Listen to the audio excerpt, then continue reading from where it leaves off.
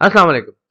Sometimes questions are asked about the basic structure of a bacterium, just to know whether you understand the differences between different microorganisms. Sometimes even I would ask, explain the basic structure of a bacterium. So we are going to. So by the end of this lecture, what you should be able to do is to briefly describe a structure of a bacterium, a typical bacterial cell. So some of the bacteria will have certain structures, some of them will not have particular structure, but generally there is a core that every bacterium will have. And then what are the components, basic functions? What do they do? So this is a typical cell. This one is a bacillus, but you know that there could be rounded bacteria which are known as cocci, and there could be spiral bacteria which are known as spirochetes. So the outermost covering in many bacteria is a capsule. Capsule is generally made up of polysaccharides.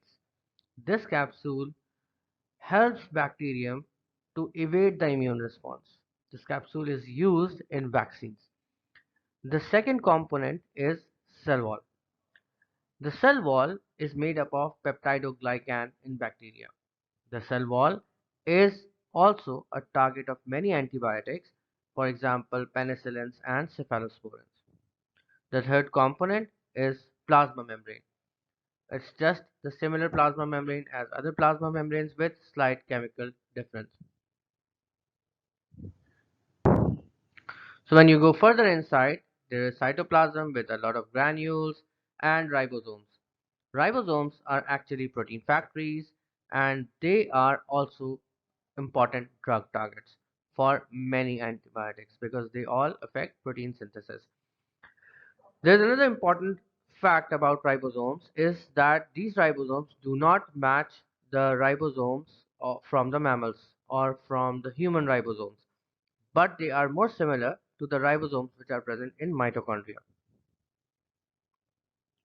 Then there is the genetic material. So you will have two different types of genetic material.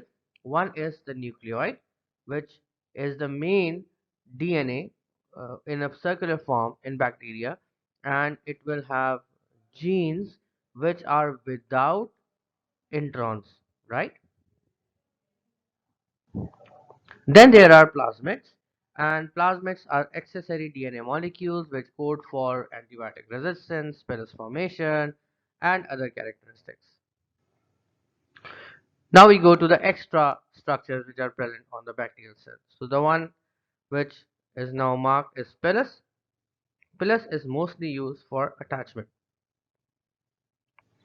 There is a specific pilus which can also be used for the transfer of plasmids from one bacterium to the other, and this process is known as conjugation. The last one, flagellum, can be present in a bacterium, and these flagella, if they are present, then they help bacteria to attain motility.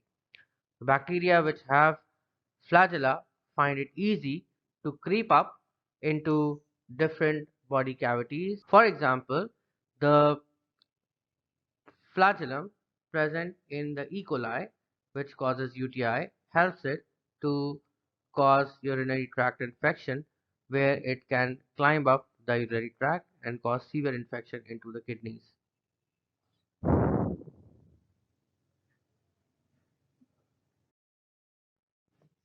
That's it for today, and I hope to see you on Facebook, LinkedIn, Twitter, Instagram, and YouTube. Assalamu alaikum.